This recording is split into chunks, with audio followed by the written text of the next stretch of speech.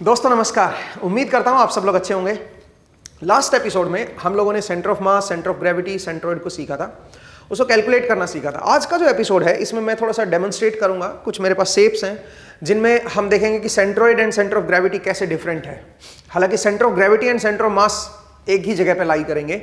जो भी एक्सपेरिमेंट हम आज यहाँ पे दिखाने वाला हूँ, मैं जो भी डेमोन्स्ट्रेशन दिखाने वाला हूँ उसमें वो दोनों एक ही जगह पे लाई करेंगे। उसका कारण है, उसका कारण मैं आपको लास्ट एपिसोड में भी बताया था, अभी भी एक बार दोबारा से रिवाइज करा देता हूँ एंड उसके बाद हम कुछ परफॉर्म करेंगे एक्सपेरिमेंट और उनसे देखते हैं। ठीक है, तो चलो देखिए दोस्तों, मैंने आपको सबसे पहले बताया था सेंटर ऑफ ग्रेविटी। ठीक है, centre of gravity, centre of gravity कैसे देखते हैं। सेंटर ऑफ ग्रेविटी के लिए मान लीजिए मेरे पास कोई वॉल्यूम है, कोई स्मॉल, कोई इस तरह का वॉल्यूम आप अपने दिमाग में रख सकते हो।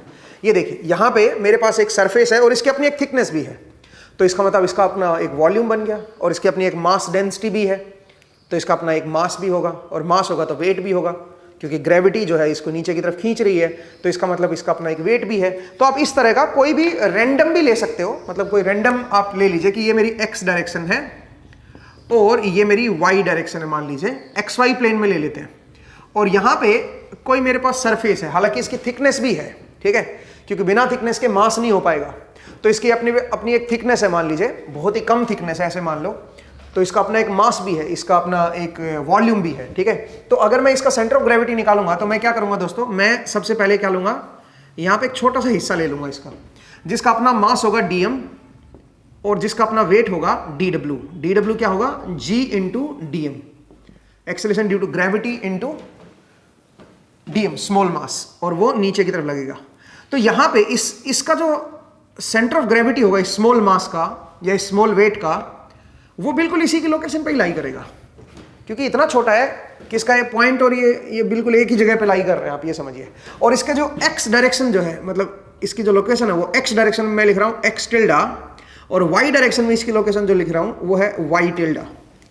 तो अब मैं क्या करूँगा, मैं अगर मान लीजिए मुझे टोटल एक्स कॉम्पोनेंट निकालना है सेंटर ऑफ ग्रेविटी का, जो भी इसका सेंटर ऑफ ग्रेविटी बनेगा इस वॉल्यूम का, उसका जो सेंटर ऑफ ग्रेविटी पॉइंट अगर मैं निकालूंगा तो वो क्या निकलेगा, उसका एक्स कंपोनेंट अगर मैं निकालूंगा तो वो बनेगा x tilde dw divide by total weight. ठीक है, ये बनेगा दोस्तों। ऐसे ही अगर मैं y बार निकालूंगा, मतलब जो सेंटर ऑफ ग्रेविटी आएगा उसका y कंपोनेंट अगर मैं निकालूंगा तो that will be y tilde dw divide by total weight w। ठीक है, ऐसे आप z कंपोनेंट भी निकाल सकते हैं, बट z में मैंने बताया कि थिकनेस जो है हर जगह बराबर ही है, तो z में जो भी थिकनेस होगी बाहर की तरफ उसको हाफ कर देना बस। वहाँ पे मतलब हाइट जो आएगी सेंटर ऑफ ग्रेविटी वाले पॉइंट की, जैसे अगर आप इसको देखें या इस ब्लॉक को देखिए, ये ब्लॉक है मेरे पास, इसमें थिकनेस है, आप देख पा रहे हो थिकनेस है, इसमें लेंथ भी है, इसकी ब्रेड्थ भी है, जो भी है। तो इसका जो सेंटर ऑफ ग्रेविटी होगा ऑब्वियसली वो z कॉम्पोनेंट अगर आप देखोगे इसका, तो बिल्कुल इसकी जो भी इसकी थिकनेस होगी t/2 लोकेशन पे होगा, मतलब हाफ लोकेशन पे होगा। इसके जो हाइट है इसकी थिकनेस जो है इसके मिडिल में होगा कहीं पे। फिर x का भी हाफ लेना पड़ेगा, y का भी हाफ लेना, बिकॉज ये रेक्टेंगुलर शेप है। ठीक है, ये मेरे पास जो है शेप है रेक्टेंगुलर शेप है, तो इसमें x का भी हाफ लेना पड़ेगा, y का भी हाफ लेना पड़ेगा, और z में भी बाहर की तरफ जो है t/2 आना पड़ेगा। वहां पे आपका इसका सेंटर ऑफ ग्रेविटी जो है वो लाई करेगा। इस तरह से आप जो है डायरेक्ट देख सकते हो। तो कुल मिला के मैंने आपको बताया कि सेंटर ऑफ ग्रेविटी कैसे हम लोग देखते हैं, वेट से आप मेजर कर सकते हो। ठीक है, तो यहाँ पे थिकनेस मेरी नेग्लिजिबल है, तो मैं z कंपोनेंट देख नहीं रहा हूँ, x कंपोनेंट और y कंपोनेंट कैसे निकालते हैं वो मैंने आपको बता दिया। दूसरा, अब जरा देखिए, अब होता है हमारा सेंटर ऑफ मास। तो सेंटर ऑफ मास कैसे हम लोग देखते हैं दोस्तों। सेंटर ऑफ मास आपको मैंने बताया था, अगर मैं x COM निकालूं तो मतलब x component of centre of मास अगर मैं निकालूं तो वो क्या होता है, वो होता है x टिल्डा dm, जो स्मॉल मास लोगे उसकी x डायरेक्शन में जो लोकेशन है वो है x टिल्डा, तो x tilde dm divide by total mass m। ठीक है, ऐसे ही अगर मैं y बार निकालूं, सेंटर ऑफ मास का y कंपोनेंट अगर मैं निकालूं तो बनेगा y tilde dm divide by total mass m। ठीक है, तो इस तरह से हमारे पास जो सेंटर ऑफ मास आएगा उसका y कंपोनेंट आ जाएगा। अब अगर आप वेट वाले कंसेप्ट को देखें, सेंटर ऑफ ग्रेविटी को देखें और सेंटर ऑफ मास को देखें, तो ये सेम कब होते हैं वो जरा समझिए। मैं इस वेट को लिख सकता हूं g इंटू dm, ठीक है, dw को, और नीचे वाले जो टोटल वेट है, तो टोटल वेट को मैं क्या लिखूंगा, टोटल वेट को लिखूंगा g इंटू m। सही है भाई, या mg कह लो आप। ठीक है, तो जरा देखो, अगर मैं इसको यहां से देखूं तो ये क्या बन गया दोस्तों, ये बन जाएगा x tilde g into dm divide by G into D M. आप ये लिख सकते हो जी इंटू एम, आप ऐसे लिख सकते हो। अब जरा देखिए, अगर मेरा जी कांस्टेंट है, जी के पास कोई मतलब हर पॉइंट पे जी जो है कांस्टेंट है, जी लोकेशन पे डिपेंड नहीं कर रहा, जी की डायरेक्शन भी हर जगह सेम है, तो उस केस में आप इस जी को इंटीग्रेशन से बाहर ले सकते हो दोस्तों, और नीचे वाले के साथ कैंसिल कर सकते हो, और कैंसिल होते ही फिर ये क्या बन जाएगा, ये बन जाएगा सेंटर ऑफ मास। इसका मतलब आप कह सकते हो कि अगर मैं बोलूं कि if G is constant and in the same direction everywhere, अगर जी जो है, जो भी आप बॉडी ले रहे हो उस उनके हर एक पॉइंट पे, बॉडी के हर एक पॉइंट पे, बाकी हर लोकेशन की जरूरत नहीं है अपने को। जैसे आप मान लीजिए मैं किसी पर्टिकुलर सरफेस का मान लीजिए सेंटर ऑफ मास या सेंटर ऑफ ग्रेविटी निकालना चाहता हूं, तो उसके हर पॉइंट पे जी की जो वैल्यू है वो कांस्टेंट है और डायरेक्शन भी क्या है, सेम है। If G is constant and in the same direction at every point of body, then you can say that x bar com is equal to x bar cog। ठीक है, उस case में आप ऐसा कह सकते हो दोस्तों। ऐसे ही y bar equal to y bar com equal to y bar cog, तो उसमें centre of gravity and centre of mass equal आएंगे, ये हम जानते हैं, ये हमने पहले भी मैंने आपको एक्सप्लेन किया। अब आते हैं सेंट्रोइड पॉइंट पे। तो जो सेंट्रोइड पॉइंट होता है, दोस्तों, सेंट्रोइड पॉइंट कहां पे लाई करता है बताओ?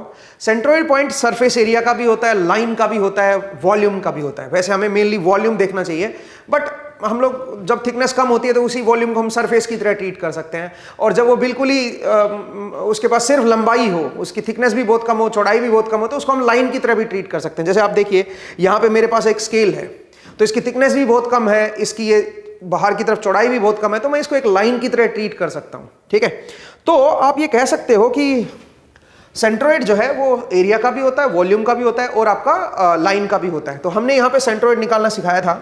मैंने आपको बताया था कि अगर मान लीजिए कोई वॉल्यूम है, वॉल्यूम का अगर सेंट्रोइड निकालना है तो क्या करोगे बताओ जरा? एक्स बार जो आएगा वो क्या आएगा? वो आएगा X tilde DV divide by total volume. X tilde क्या है? जो स्मॉल वॉल्यूम लिया है उसका सेंट्रोइड है एक्स टिल्डा, जो उसी पॉइंट पे लाई करेगा। ठीक है, इस तरह से।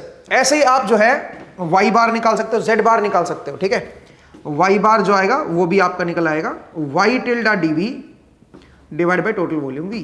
ठीक है, एंड जेड बार भी आप निकाल सकते हो दोस्तों, तो Z tilde DV divide by total volume V. इस तरह से आप जो है X bar Y bar centroid निकल जाएगा। ऐसे ही अगर मुझे एरिया का सेंट्रोइड निकालना हो तो एरिया के लिए सेंट्रोइड क्या निकालेंगे दोस्तों? उसके लिए एक्स टिल्डा डी ए करेंगे दोस्तों। अगर थिकनेस बिल्कुल नेग्लिजिबल है तो आप इस तरह से लिख सकते हो भाई, ए इज टोटल एरिया। ऐसे ही वाई बार जो बनेगा वो बनेगा Y tilde D A divide by total area A. ऐसे ही जेड बार जो बनेगा वो बनेगा Z tilde D A divide by total area A. ठीक है, तो मैंने आपको बताया कि किस तरह से आप जो है लाइन में भी ऐसे डीएल लिख लो बस यहाँ पे। ठीक है, तो लाइन का भी मैंने आपको बताया था किस तरह से हम लोग देखते हैं। ठीक है, अब आप बोलोगे कि सर सेंट्रोइड और सेंटर ऑफ मास या सेंटर ऑफ ग्रेविटी सेम होंगे क्या? ऐसा तभी हो सकता है दोस्तों जब आपका एक तो ये कंडीशन सेटिस्फाई होनी चाहिए, दूसरी एक और कंडीशन भी सेटिस्फाई होनी चाहिए, और वो है मटेरियल जो होना चाहिए, जो जिस मटेरियल का बॉडी बनी हुई है वो होमोजीनियस आइसोट्रोपिक होना चाहिए। इसका मतलब हर जगह पे मास डेंसिटी सेम होनी चाहिए, यूनिफॉर्म होनी चाहिए। किसी जगह मास डेंसिटी अलग है, किसी जगह मास डेंसिटी अलग है, तो फिर सेंट्रोइड अलग हो जाएगा और centre of gravity, centre of मास जो है वो पॉइंट अलग हो जाएगा। ठीक है, तो चलिए एक एक करके जरा समझते हैं और इसको जरा परफॉर्म भी करते हैं, इनके एक्सपेरिमेंट्स को जरा देखते हैं। तो जरा देखिए दोस्तों, सबसे पहले मैं लाइन का आपको बता रहा हूं कि लाइन का जो सेंट्रोइड होता है वो हम कैसे देखते हैं। तो मेरे पास यहां पे एक 1 मीटर की एक स्केल है मेरे पास। ठीक है, आप आई डोंट नो ये आप देख पा रहे हो कि नहीं देख पा रहे, बट 1 मीटर का मेरे पास एक स्केल है। अब ये 1 मीटर के पास थिकनेस बहुत ही कम है और ये जो विड्थ है ये भी बहुत ही नेग्लिजिबल है, हालांकि है अच्छी खासी, बट 1 मीटर के कंपैरिजन में काफी छोटी है, तो आप इसको लाइन की तरह ट्रीट कर सकते हो। अब अगर मुझे इसका सेंटर ऑफ ग्रेविटी या सेंटर ऑफ मास निकालना हो तो वो तो दोनों एक ही जगह पे लाई करेंगे, उसके लिए तो कुछ सोचना ही नहीं है, क्योंकि इस क्लास में मेरा जी हर पॉइंट पे सेम ही है। अगर मैं इवन वर्टिकल भी कर लूंगा तो यहाँ का भी जी और यहाँ पे भी जी कोई ज़्यादा खासा असर है नहीं, कोई ज़्यादा फर्क है नहीं, हर जगह जी की वैल्यू जो है वो सेम ही रहेगी। तो आप ये कह सकते हो कि मैं जो है इसका centre of gravity centre of mass same आएगा, बट सेंट्रोइड क्योंकि ये लकड़ी की बनी हुई है। अब कोई चीज जो लकड़ी की बनी होती है ना, वो बड़ी ही अजीब सी होती है दोस्तों। वो उसकी जो डेंसिटी है वो यूनिफॉर्म नहीं होती, लकड़ी की जो चीज बनी होती है। आप बोलोगे सर ऐसा क्यों? बहुत ही रेयर केस ऐसे होंगे जब लकड़ी की जो डेंसिटी है वो यूनिफॉर्म रहे, मास डेंसिटी। मैं आपको एक बॉक्स दिखा रहा हूं, ठीक है, एक वुडन बॉक्स है मेरे पास, ठीक है, वो जरा मैं दिखाता हूं आपको। जरा देखिए दोस्तों, मेरे पास यहां पे एक वुडन बॉक्स है।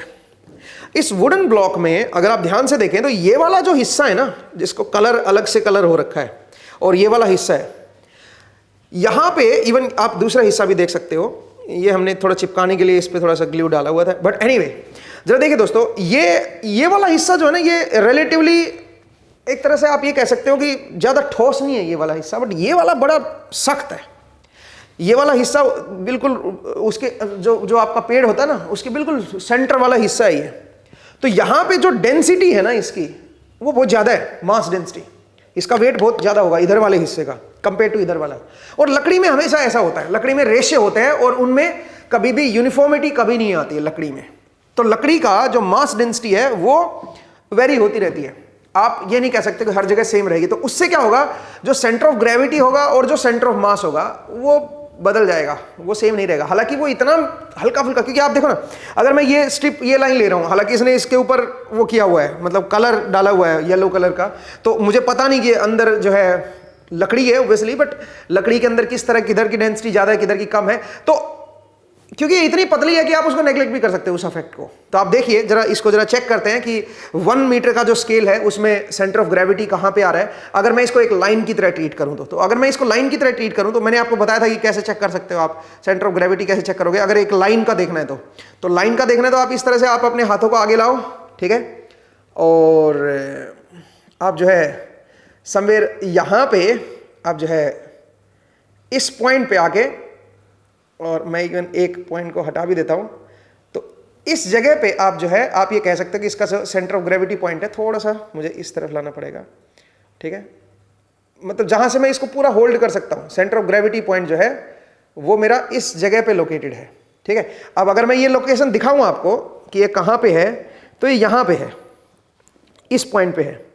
अब अगर इसको आप लेंथ को देखें तो इसकी जो लेंथ है वो कितनी है दोस्तों, वो है 1 मीटर, ठीक है, वो 1 मीटर है। तो 1 मीटर है तो इसका मतलब ये हुआ कि ये जो होना चाहिए ये कहां पे आना चाहिए, 0.5 मीटर पे होना चाहिए, ठीक है, 0.5 मीटर। तो अगर मैं मीटर में इसको देखूं या सेंटीमीटर में भी अगर मैं इसको देखूं तो सेंटीमीटर में देखिए यहाँ पे 1 सेंटीमीटर हो गया, ठीक है, 10 सेंटीमीटर हो गया, और यहाँ पे 50 सेंटीमीटर है, 50 सेंटीमीटर मतलब 0.5 मीटर, अगर आप इसको जूम करके देख सकें तो। बट जो पॉइंट है वो एग्जैक्टली 50 पे नहीं है, थोड़ा सा इस तरफ टिल्टेड है, मे बी एग्जैक्टली 50 पे आप जो है ना, हालांकि थोड़ा सा वेरिएशन है, वो इतना कम वेरिएशन है कि आप उसको पकड़ नहीं पाओगे।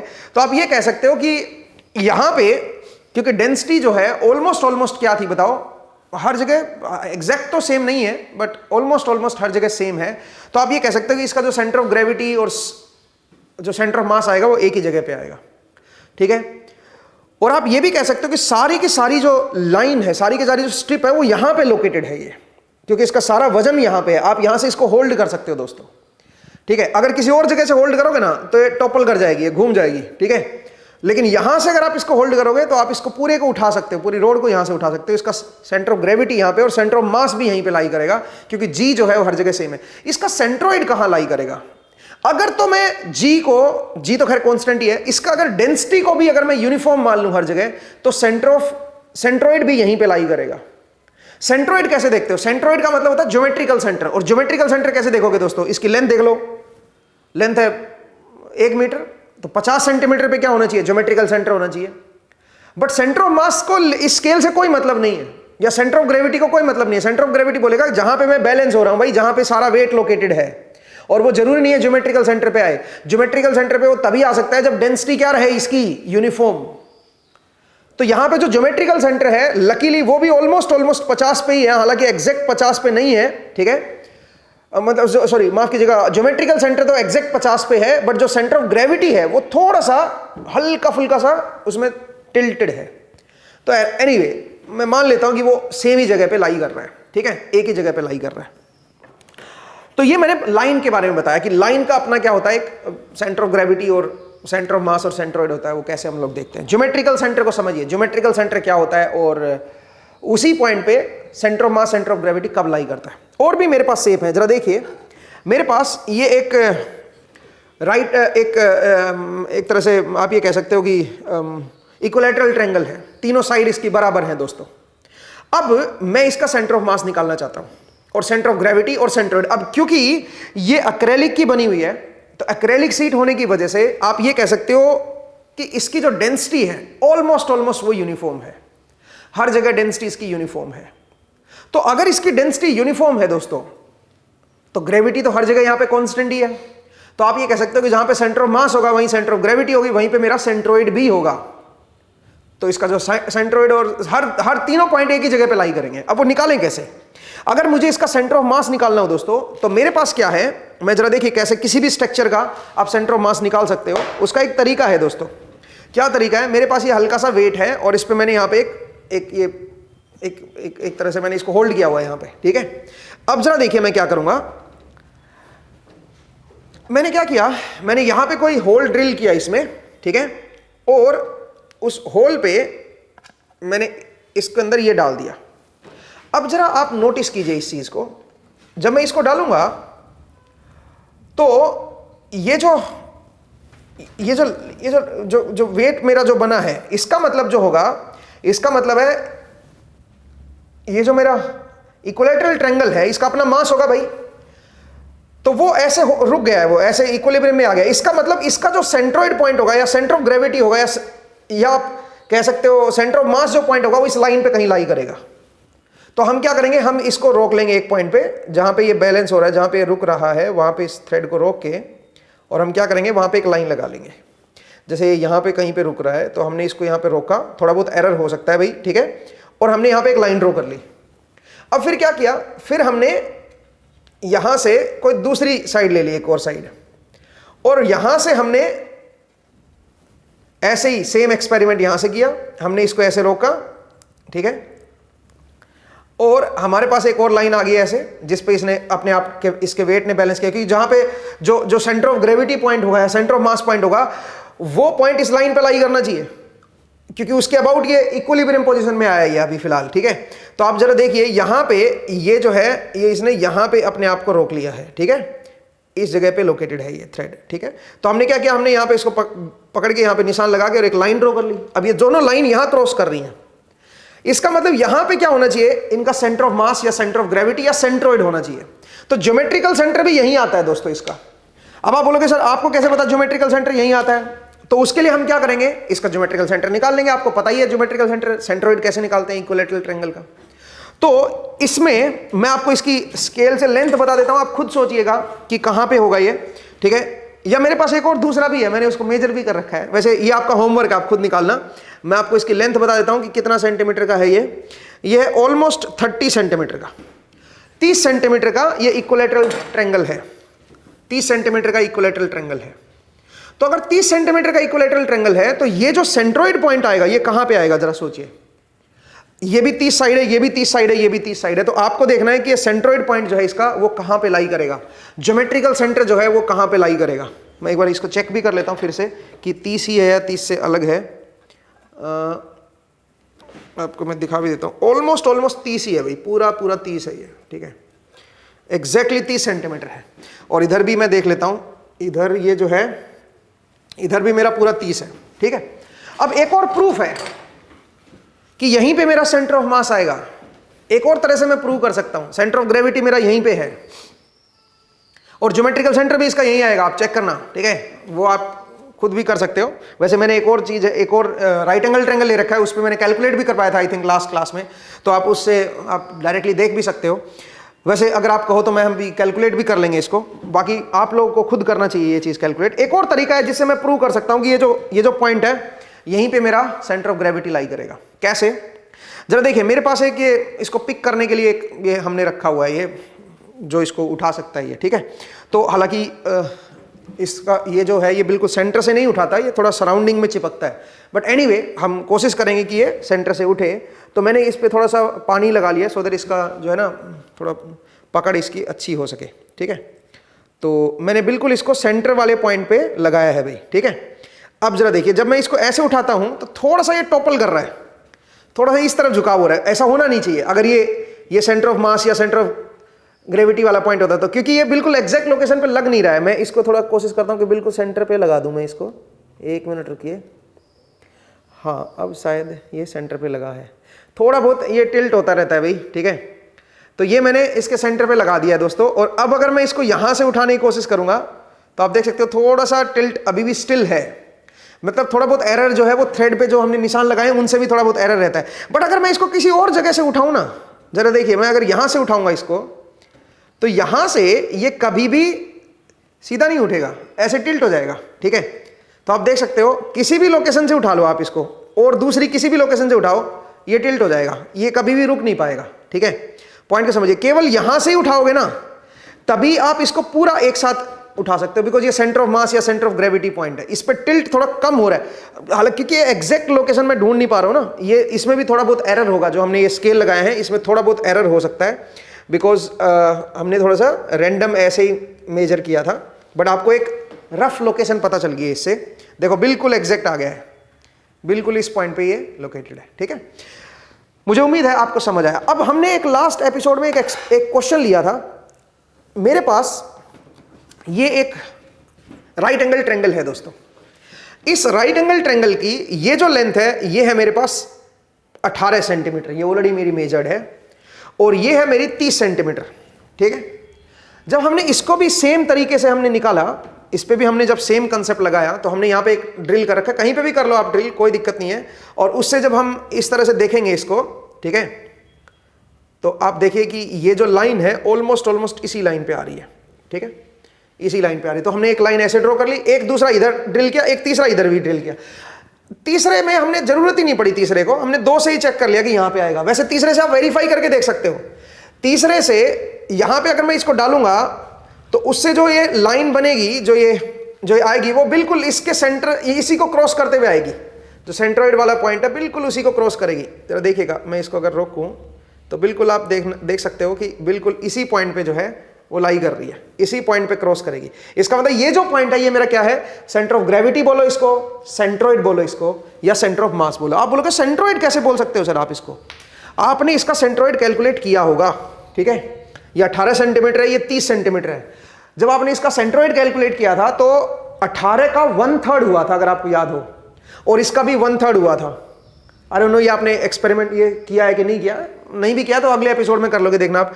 ये 18 है, 18 का 1/3 कितना होता है? 6 सेंटीमीटर। तो देखो ये मैंने यहां से ये डिस्टेंस मेजर की हुई है, 6 सेंटीमीटर है। फिर ये देखो, ये जो है ये 30 सेंटीमीटर है, तो यहां से जो फ्लैट सरफेस है इससे 1/3 कर दो, 30 का 1/3 करोगे तो 10। ये जो हाइट है ये 10 सेंटीमीटर है, यहां से जो हाइट है इसकी ये 10 सेंटीमीटर है।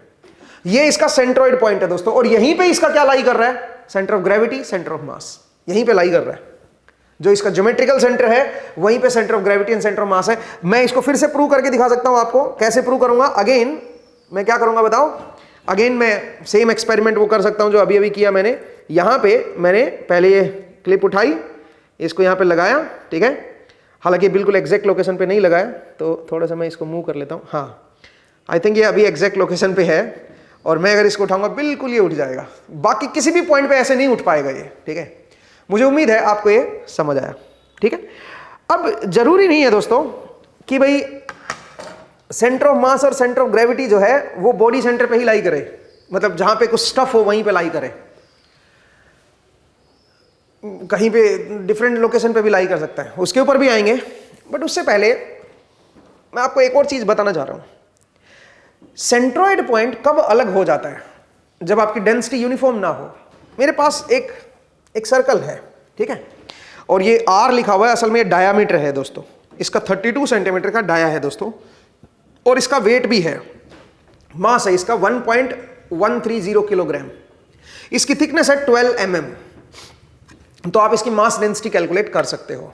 कैसे करोगे मास डेंसिटी कैलकुलेट? इसका टोटल मास जो है 1.130 किलोग्राम, और इसकी जो थिकनेस है वो है 12 mm, 12 mm, ये हमने ऑलरेडी कैलकुलेट कर रखा है।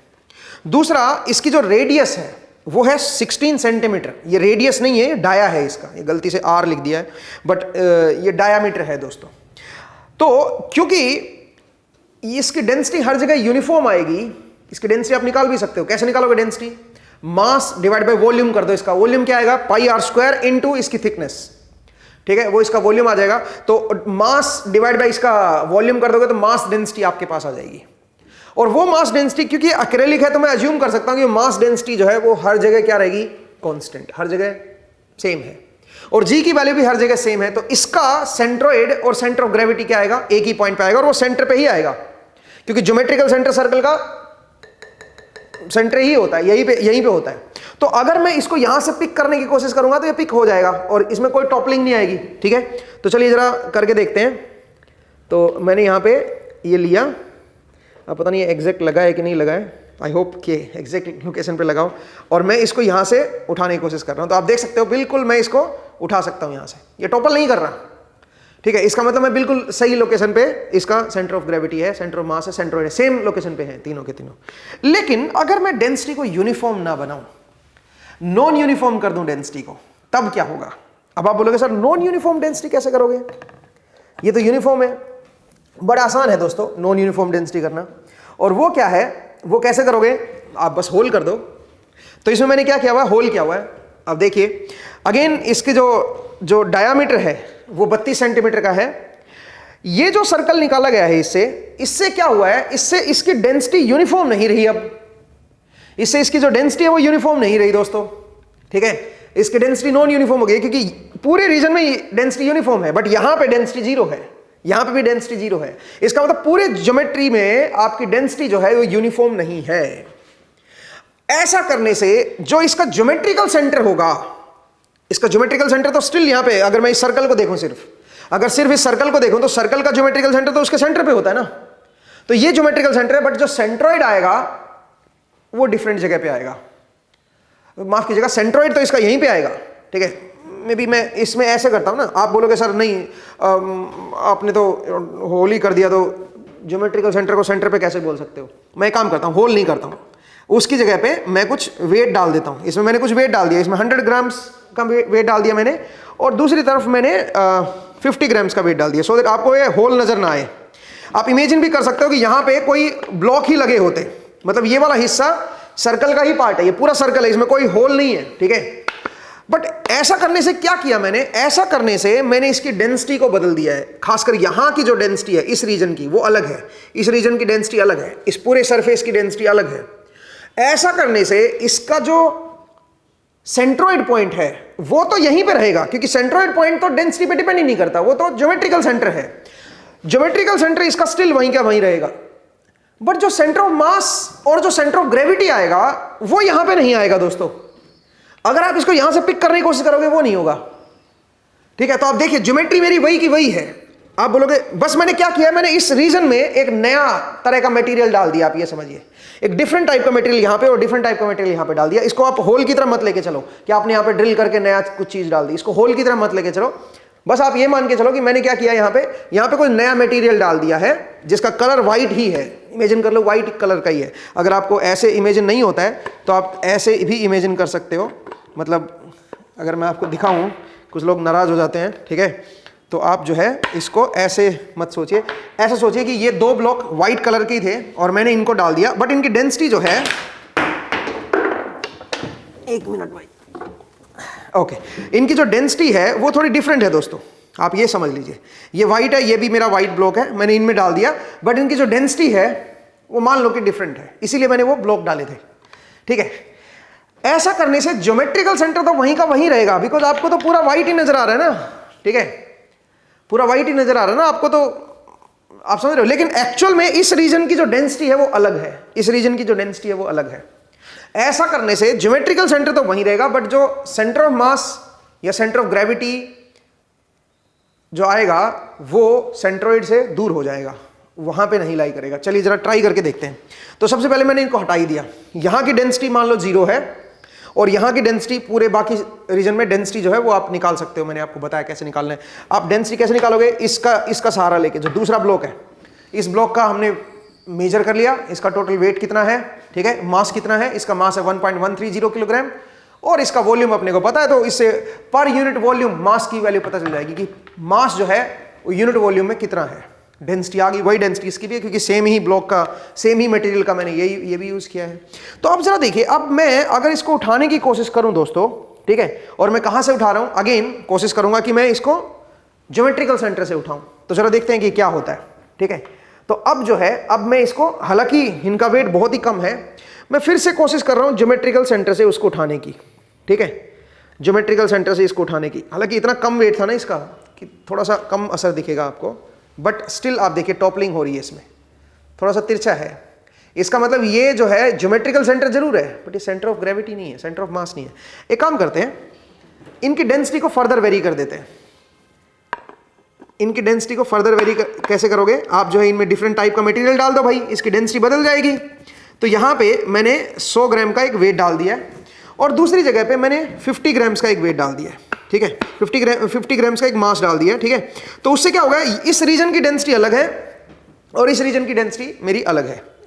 एक तरह से आप ये समझिए, इस रीजन की और इस रीजन की डेंसिटी सेम है, बट वो इस वाली डेंसिटी से अलग है। तो कुल मिला के अब मैंने क्या कर दिया, अब मैंने नॉन यूनिफॉर्मिटी लिया है मैं इसके अंदर, डेंसिटी हर जगह सेम नहीं है। तो ऐसा करने से जो ज्योमेट्रिकल सेंटर होगा, अब वो सेंटर ऑफ मास नहीं रहेगा। तो देखिएगा, अब मैंने इसको अगेन ज्योमेट्रिकल सेंटर पे रखा, ठीक है, और ये गिर ना जाए, ठीक है।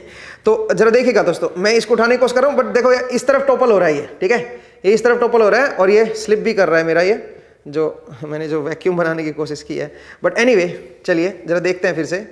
तो आप जरा देखिए, ये जो है ये टिल्ट कर गया इस तरफ। इसका मतलब क्या हुआ, इसका मतलब जो ज्योमेट्रिकल सेंटर है वो अब सेंटर ऑफ ग्रेविटी नहीं रहा, वो बदल गया है। तो वो कहां पे लाई करेगा अब सेंटर ऑफ ग्रेविटी, उसको कैसे देखोगे, उसको देखने का क्या तरीका है, एक तरीका तो है मैथमेटिकली इसको कैलकुलेट करो आप लोग, ठीक है, उसकी मैं डायमेंशन आपको दे रहा हूं सो दैट आप जो है कैलकुलेट कर सको। बाकी आपका जो सिंपल तरीका है, जो एक बिल्कुल ही बेसिक तरीका है, वो मैंने आपको समझा दिया कि सेंटर ऑफ ग्रेविटी कैसे आप निकालते हो। ज्योमेट्रिकल सेंटर तो स्टिल इसका वहीं का वहीं है, ठीक है, बट जो आपका जो सेंटर ऑफ ग्रेविटी निकलेगा वो कैसे निकलेगा, जरा देखिए, मैं आपको बता रहा हूं कि वो कितना शिफ्ट हो गया है, ठीक है। तो जरा देखिए दोस्तों, मैंने ऐसे किया और इसको रोकने की कोशिश की मैंने, तो जरा देखिएगा दोस्तों वो कहां पे लाई कर रहा है। मैं इसको यहां पे रोक सकता हूं, ओके, आई थिंक ऑलमोस्ट यहीं पे है। तो ये पॉइंट तो जो है ये तो बिल्कुल सेंटर से पास हो रहा है। जरा देखो ये लाइन, ये जो लाइन है ये बिल्कुल सेंटर से पास हो रही है, यहां पे इसका ज्योमेट्रिकल सेंटर है, यहां से पास हो रही है। तो क्यों ना मैं यहां पे एक लाइन लगा दूं, यहां पे एक लाइन लगा दी जाए। तो चलिए मैं जरा लगा भी देता हूं लाइन, ठीक है, आप कहते हो तो मैं अभी आपके सामने ही निकाल देता हूं, ठीक है। तो मैं यहां पे एक निशान लगा देता हूं दोस्तों, ठीक है, मैंने यहां पे एक निशान लगा दिया है, ठीक है, जहां से पास हो रही है वहां पे एक निशान लगा दिया सो दैट मैं इसको मिला सकूं फिर, ठीक है। तो जरा देखिए दोस्तों, एक बार मैं फिर से चेक कर लेता हूं कि मैंने क्या सही लोकेशन पर लगाया कि नहीं लगाया। मेरे हिसाब से बिल्कुल ठीक है भाई, ये बिल्कुल सही है। अब आइए दूसरा, कोई दूसरी जगह पे ऐसे होल निकाल लो और वहां से चेक कर लो। एक लाइन तो यहां से आ जाएगी और दूसरी लाइन जो आएगी वो मैंने यहां पे होल किया हुआ है, तो यहां से मैं निकाल लेता हूं, ठीक है। तो जरा देखिए दोस्तों, अब अगर मैं यहां से आपको दिखाऊं तो यहां से जो मेरी लाइन है वो कहां पे आएगी, वो समवेयर यहां पे आ रही है भाई, ठीक है। तो चलिए मैं यहां पे भी एक लाइन लगा देता हूं भाई, ठीक है, इस जगह पे भी एक लाइन लगा देते हैं। तो मैं इसको यहाँ से हटा के और इसकी जगह पे ये लाइन लगा देता हूँ। एक बार फिर से चेक कर लेते हैं क्योंकि ये थोड़ा हट गया था। तो मतलब आप इस तरह से निकाल सकते हो, ठीक है, मैं भी हिट एंड ट्रायल ही कर रहा हूँ, ठीक है, आपकी तरह जब आप करोगे किसी भी चीज़ का तो ऐसे ही आपको करना होगा, ठीक है। तो चलिए दोस्तों ज़रा देखिए,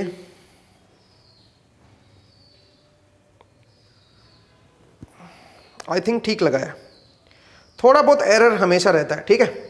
अब चलिए काम करते हैं, इन दोनों लाइनों को मिलाते हैं, ठीक है। अब इन दोनों लाइनों को मिलाते हैं। तो मिलाने का क्या तरीका है, मिलाने का तरीका मेरे पास स्केल है, तो आई थिंक आप कैमरे में ये चीज़ कैप्चर कर रहे होंगे हमारे कैमरामैन। तो अब चलिए मैं इन दोनों को मिला देता हूँ और फिर आपको दोबारा से कैमरे में दिखाता हूँ। एक लाइन यहाँ पे आ गई है और एक लाइन, दो ही लाइन काफ़ी है, दो लाइन से बात बन जाएगी हमारी, ठीक है, दो लाइन इनफ होती हैं। तो एक लाइन में यहाँ पे ड्रॉ कर देता हूँ।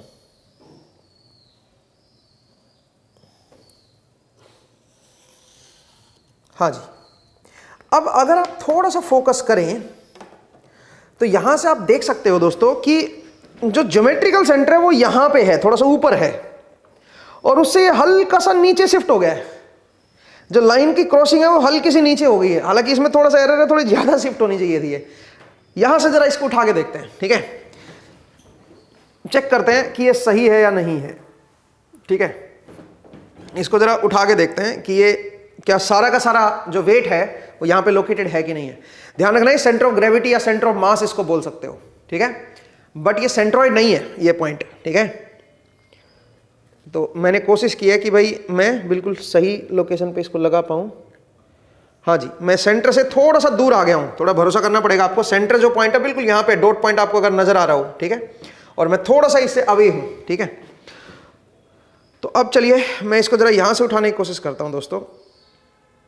अब स्टिल टॉपल हो रहा है ये, इसका मतलब आपने जो पॉइंट लगाया है वो थोड़ा सा आपने सही नहीं लगाया, वो हल्की सी एरर आ रहा है क्योंकि थोड़ा सा इसमें टॉपलिंग हो रही है, थोड़ा सा रोटेट कर रहा है, ये इस तरफ जा रहा है। सारा का सारा वेट जो है यहाँ पे लोकेटेड नहीं है, इसका सारा का सारा मास यहाँ पे लोकेटेड नहीं है, थोड़ा सा उससे टिल्टेड होगा। अब देखो, अब थोड़ा परफेक्ट हुआ है, ठीक है।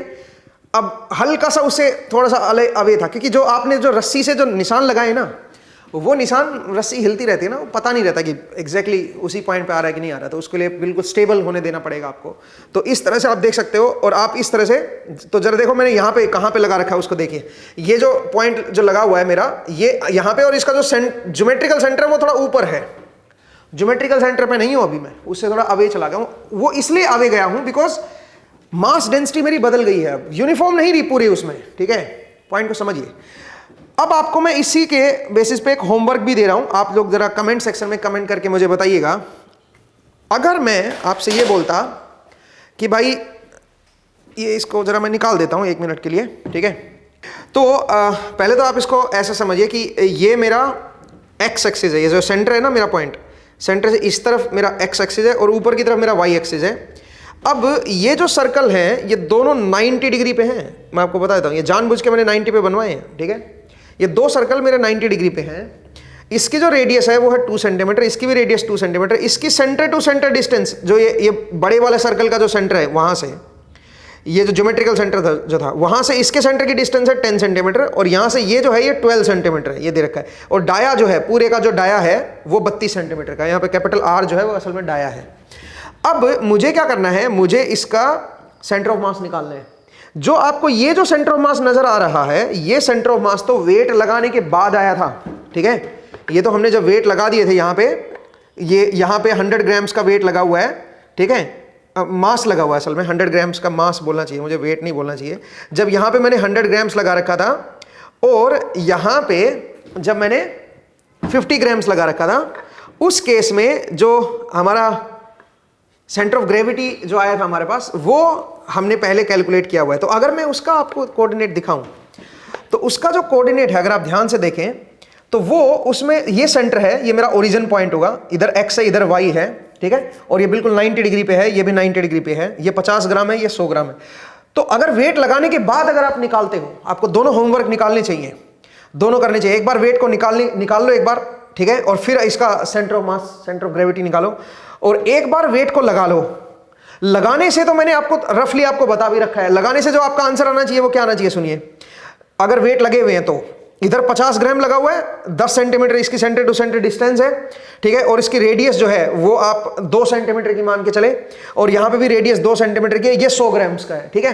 अब आपको इसका सेंटर ऑफ ग्रेविटी निकालना है। मैं आपको बता भी देता हूं कि क्या आना चाहिए। जो एक्स कोऑर्डिनेट आना चाहिए वो थोड़ा नेगेटिव आना चाहिए, बिकॉज ये जो पॉइंट है और यहां पे ओरिजिन है, एक ये जो टिप पॉइंट नजर आ रहा है यहां पे ओरिजिन है, उससे थोड़ा सा नेगेटिव में एक्स है, और वाई में थोड़ा सा ऊपर की तरफ है, वाई में थोड़ा सा ऊपर पॉजिटिव की तरफ है। इसका मतलब अगर ये इस पोजीशन में रखा हुआ है, एक्स इधर है, सॉरी वाई इधर है और एक्स इधर है, अगर इस पोजीशन में रखा हुआ है और वेट लगे हुए हैं अगर इसके अंदर, तो इसका जो सेंटर ऑफ ग्रेविटी आना चाहिए उसका एक्स कोऑर्डिनेट नेगेटिव आना चाहिए, वाई कोऑर्डिनेट पॉजिटिव आना चाहिए।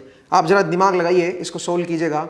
दूसरा आपको क्या करना है, एक बार ये वेट हटा दो, हटाने के बाद इसका जो centre of gravity and centre of मास जो पॉइंट आएगा वो कहां पे आएगा, आपको वो भी निकालने हैं, ठीक है। तो ये दो आपके होमवर्क हैं दोस्तों, इन दोनों होमवर्क को आप सोल्व करें। कमेंट सेक्शन में मुझे बताइएगा कमेंट करके कि वो कहां पे हैं, ठीक है। इन पॉइंट्स को आप कमेंट सेक्शन में मुझे बताइए, ठीक है। तो इसको सोल्व जरूर कीजिएगा दोस्तों। डेंसिटी की आपको रिक्वायरमेंट होगी इसके लिए, तो डेंसिटी कैसे करोगे? डेंसिटी मैंने बता दिया था आपको, यहां से आप कैलकुलेट कर सकते हो डेंसिटी। इसका जो मास था वो कितना था बताओ? इसका मास था 1.130 किलोग्राम, और इसके डायमेंशन मैंने आपको दे ही दी है सारी की सारी। तो अब इसकी मास डेंसिटी आप खुद निकालिए, सोचिए कि सेंटर ऑफ ग्रेविटी या सेंटर ऑफ मास जो है वो हम कैसे कैलकुलेट करेंगे। अब एक और चीज मैं आपको बताने जा रहा हूं दोस्तों, और वो क्या चीज है, जरूरी नहीं है कि आपका जो सेंटर ऑफ ग्रेविटी या सेंटर ऑफ मास हो वो वहीं पे लाई करे जहां पे बॉडी खुद होनी चाहिए, ऐसा जरूरी नहीं है। मेरे पास एक आपकी बुक से ही मैंने ये शेप उठाई है, ठीक है, आपकी बुक जो है रैस्निक हॉलीडे, उसी बुक से मैंने ये शेप उठाया है। तो आप जो देखिए मेरे पास ये एक शेप है, अब ये अजीब सी शेप है। अब इस शेप का अगर मैं सेंटर ऑफ ग्रेविटी निकालूं तो वो कहां लाई करेगा? अगेन मैंने सेम एक्सपेरिमेंट इस पे भी किया, मैंने ये लिया और मैंने यहां पे ड्रिल कर रखे थे। तो यहां से अगर मैं इसको दिखाऊं तो ये जो लाइन है, एक बार इसको मैं स्टेबल होने देता हूं, ये लाइन मेरी ऐसे आएगी, ठीक है, मेरे ख्याल से मैंने सही लगा रखी है, ठीक है। और जो दूसरी लाइन है, अगर मैं ऐसे ही एक और लाइन ड्रॉ करूं तो एक लाइन में यहां पे मैंने ड्रिल किया हुआ है, यहां से मैं दिखा देता हूं, कहीं से भी दिखा दो आप, ठीक है, कहीं से भी आप ड्रिल कर सकते हो, इससे कोई फर्क पड़ना नहीं था, ठीक है। हाँ जी, तो जरा देखिए दोस्तों, दूसरी लाइन जो है वो समवेयर मेरी यहां पे है, तो मेरे ख्याल से मैंने बिल्कुल सही लगा रखी है। अब ये दोनों की जो क्रॉसिंग है, मैंने एक और लाइन भी लगा रखी है वैसे रेफरेंस के लिए, इन दोनों की जो क्रॉसिंग है दोनों लाइनों की, वो आपकी इस बॉडी पे कहीं क्रॉस नहीं कर रही। इसका मतलब इस बॉडी पे ऐसा कोई पॉइंट है ही नहीं जहां से आप इसको होल्ड करो, जहां पे इसका पूरी बॉडी का मास जो है लोकेटेड हो, क्योंकि इसका जो सेंटर ऑफ ग्रेविटी या सेंटर ऑफ मास पॉइंट है, दोनों को मैं एक ही चीज बोल रहा हूं, आपको मैंने कारण बता दिया है। जो सेंटर ऑफ ग्रेविटी पॉइंट है इस बॉडी का, वो इस बॉडी पे कहीं पे भी नहीं है। इसका मतलब इस बॉडी से कहीं पे भी मैं अगर इसको करूंगा ना तो टॉपल हो जाएगी वो, मतलब रोक ही नहीं पाऊंगा मैं इसको, रोटेट कर जाएगी, गिर जाएगी। लेकिन अगर सोचिए जहां पे इसका कोई स्टफ नहीं है, जहां पे इसका कुछ है नहीं, कोई मटेरियल नहीं है, वहां पे इसका सेंटर ऑफ ग्रेविटी लाई कर रहा है। बट जरा सोचिए, इस यहां से अगर मुझे होल्ड करना तो मैं कैसे होल्ड करूंगा? ऑब्वियसली मुझे क्या करना पड़ेगा, यहां पे एक पतला सा स्ट्रिप लगा के, और फिर वहां पे मैं अगर इसको होल्ड कर लेता तो होल्ड हो जाता। जरा करके देखते हैं, ठीक है। तो जरा देखिए दोस्तों, अगर मैं इसको करके दिखाऊं तो मेरे पास एक स्टैंड है जिस पे मैं इसको आपको दिखा रहा हूं, ठीक है। यहां पे मेरे पास एक स्टैंड है, ठीक है, एक ट्राइपॉड है। तो इस पे मैं इस चीज को परफॉर्म कर सकता हूं। कैसे परफॉर्म करूंगा? मुझे एक पतली सी एक स्ट्रिप चाहिए जिस पे मैं इसको होल्ड कर सकूं, मेरे पास है, मेरे ख्याल से मैं यहां से ये ले सकता हूं और इसके ऊपर मैं होल्ड कर सकता हूं, ठीक है। तो मैं इसको यहां पे रख देता हूं। अब आप देखिएगा, इसको थोड़ा सा ध्यान से देखना कि ये कहां पे होल्ड हो रहा है। अब जरा देखिएगा, ये जो पॉइंट आना चाहिए, जो इसका सेंटर वाला पॉइंट है, वो इसके ऊपर लाई करना चाहिए, बिल्कुल उस यहां पे होना चाहिए, बिल्कुल यहां, यहीं से तो आप होल्ड कर पाओगे ना। तो मैंने क्या किया है, मैंने इसको, इस लाइन को बिल्कुल जहां पे इसका सेंटर पॉइंट आएगा उसी के अलोंग कर दिया है इसको, सो दैट मैं इसको यहां पे रख सकूं और ये होल्ड हो सके। तो मैं जरा ट्राई कर रहा हूं इसको होल्ड करने की। सब मेरी यहां पे जो है ये होल्ड होना चाहिए, थोड़ा सा आप देख सकते हो, ठीक है। तो बेसिकली क्या हुआ है, ये जो सेंटर पॉइंट था ना इसका यहां पे, उसी के अलोंग ये है मेरी, ये रोड जो है उसी के अलोंग है, मतलब इस वर्टिकल रोड के ऊपर ही इसका सेंटर ऑफ ग्रेविटी पॉइंट लाई कर रहा है, सो दैट मैं उसको इजीली होल्ड कर सकूं। आपने देखे होंगे बहुत सारे पक्षी ऐसे बना के खिलौने से बनाते हैं, उनको आप उंगली पे होल्ड करा लेते हो, तो उसका जो सेंटर ऑफ ग्रेविटी पॉइंट है वो उस लाइन के अलोंग है, आप समझ रहे हो। तो इस लाइन के अलोंग सेंटर ऑफ ग्रेविटी है। अब आप बोलोगे सर आपने ये स्ट्रिप क्यों लगाई, इसके बिना मैं इसको होल्ड कैसे करता? मुझे पता है इस पूरी बॉडी का जो सेंटर ऑफ ग्रेविटी है वो इस लाइन पे है, इस लाइन पे है, क्योंकि यहां पे क्रॉसिंग हो रही है दोनों लाइनों की, ठीक है। तो आपको इसका टॉप व्यू भी मैं आपको दिखाता हूं, ठीक है। आप इवन स्क्रीन पे देख भी रहे होंगे टॉप व्यू, इसको ऊपर से जो है ना कैसा नजर आ रहा है। तो ये इस लाइन के अबाउट है, यहां पे क्रॉसिंग हो रही है और उसी लाइन पे मैंने इसको रखा है, होल्ड किया है, तो वहां से आप इजीली इसको होल्ड कर सकते हो। तो आप समझिए कि centre of mass and centre of gravity जो है वो क्यों इतना इंपॉर्टेंट है, ठीक है। तो दोस्तों मुझे उम्मीद है आपको आज का जो एपिसोड है वो समझ आया और आपको थोड़ा सा एक्सपेरिमेंट की हेल्प से थोड़ा सा इसका मीनिंग जो है वो क्लियर हुआ कि इनका क्या मतलब होता है, हमने क्यों पढ़ा centre of gravity and centre of मास और सेंट्रोइड पॉइंट, ठीक है। तो इसके ऊपर फर्दर जो है हम लोग डिस्कस करेंगे फिजिक्स में थोड़े और एक्सपेरिमेंट में आपको दिखाऊंगा और आपको बताऊंगा कि क्यों इतना इंपॉर्टेंट है सेंटर ऑफ मास या सेंटर ऑफ ग्रेविटी पॉइंट। ठीक है, आगे चल के बहुत कुछ सीखोगे आप इसके ऊपर। तो आज के एपिसोड में इतना ही करते हैं दोस्तों। मुझे उम्मीद है कि आपको ये समझ आया। नेक्स्ट एपिसोड में फिर से आपसे मुलाकात होगी। अपना ख्याल रखिए, पढ़ते रहिए, मुस्कुराते रहिए। नेक्स्ट टाइम मिलेंगे। Thank you.